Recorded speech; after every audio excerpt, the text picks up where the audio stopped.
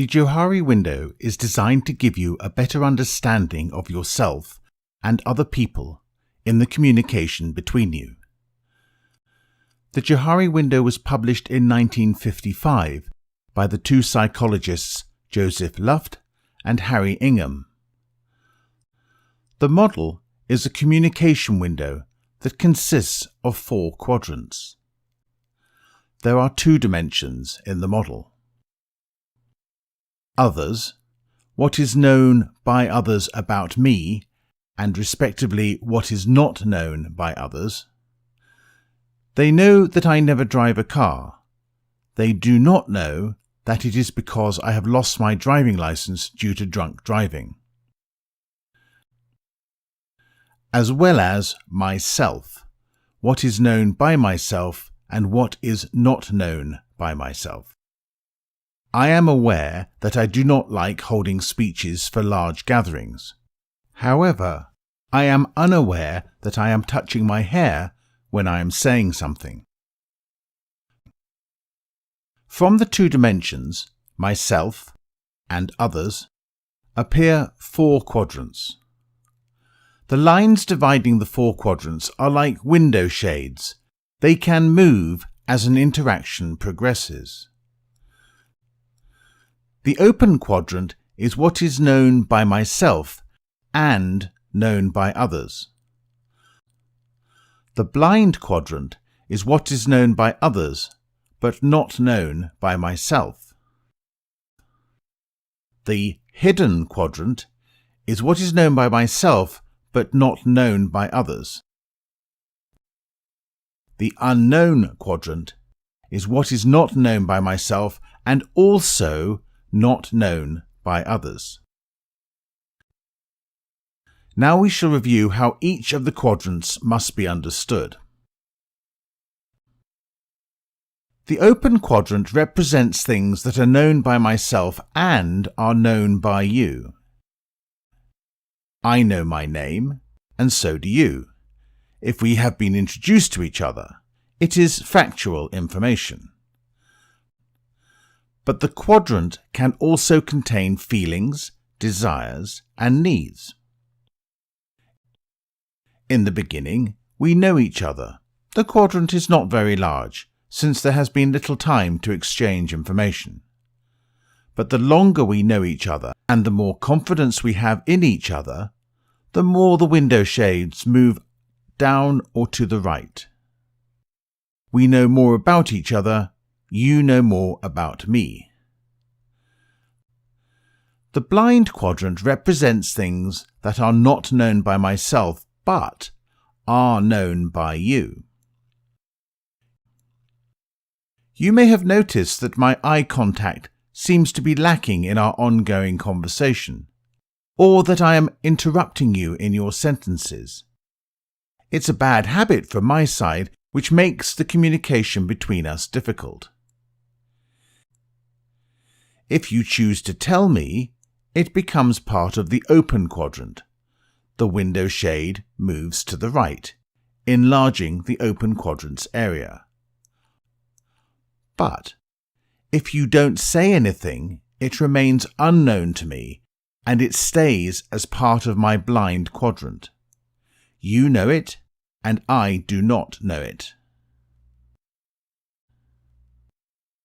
The hidden quadrant represents things that are known by myself and are not known by you.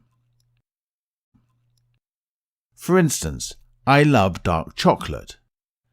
As soon as I tell you this secret, I'm effectively pulling the window shade down, thereby moving the information from my hidden quadrant into the enlarged open quadrant. Until I told you, you were not aware of it, but now you are. The more I trust you, the more I might tell you about my secrets. How I lost my driving license, how I got divorced, what I think about our joint colleagues, and so on. I extend my open quadrant to you.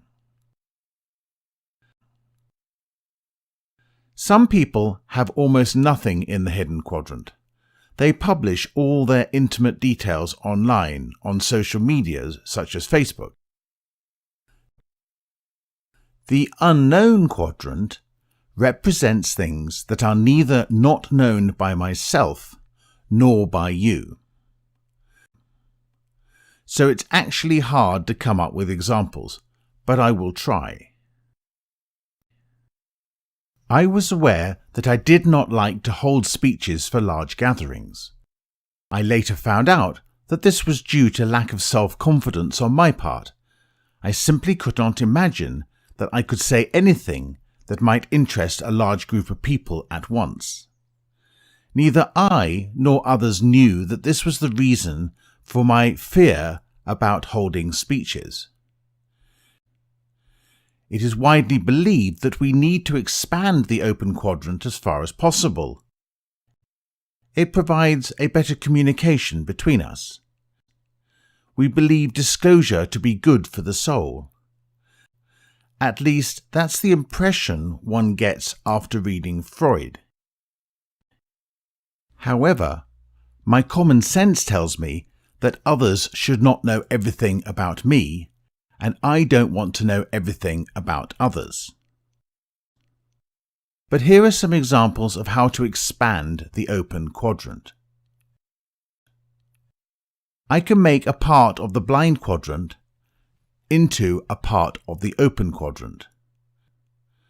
I can ask for feedback from my surroundings. It could be that people would tell me that I am touching my hair when I'm saying something, or I have wandering eyes when I am talking to them, or that I am actually interrupting them. Then it would be part of the open quadrant. However, please be aware that what other people think of you is subjective, so it is not certain that what they are saying is actually what is happening. You can also expand the open quadrant by telling something about yourself that is not known by others. You can go down and tell something that is in the hidden quadrant. However, please be aware that not everyone might be able to accept your hidden secrets.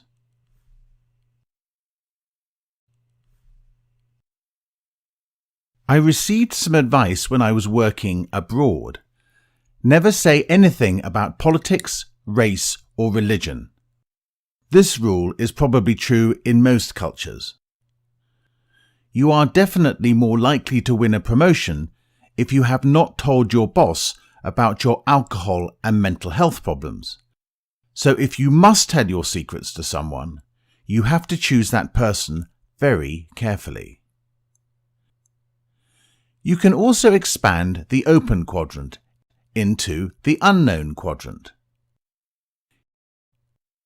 You can actively ask others to observe you in different situations. How do you deal with a critical customer? How do you react to stress? The last aspect is mandatory for all pilots. If you do it voluntarily, remember to be critical of whom you let observe you. It requires a great deal of trust. You may also, jointly with others, expand the open quadrant into the unknown quadrant. It is often the purpose of team-building exercises amongst colleagues. In the ideal team-building exercise, all participants develop a large open quadrant in relation to each other, and thereby a better communication among each other afterwards. You can also develop your own experiences. You could drag aspects about yourself from the unknown quadrant into the hidden quadrant. An example is if you go hiking alone in a remote area and thereby experience unknown aspects of yourself. Furthermore, as you gain experiences throughout your life, you learn about yourself, and we hopefully all do that throughout our lives. If you later tell others about your experience, and it therefore becomes part of the open quadrant, It is, of course, up to you. Now we shall review a criticism of the model. The Johari window does not take into account that our limits regarding openness are very different. It also varies how much we want to know about others. If our colleagues have family problems, some of them believe it should be shared with everybody. They place it in the open quadrant. Others keep this to themselves. They place it in the hidden quadrant. Not everybody wants to give all aspects about their private lives away. Observe also that many do not want to know. They feel it uncomfortable if your open quadrant is too big. They have no interest in knowing anything about your private life. They see your cooperation as purely work-related. Before you start using the model, you must be aware of where you yourself are placed and where you think others are placed. You can give too little, but certainly also too much of yourself.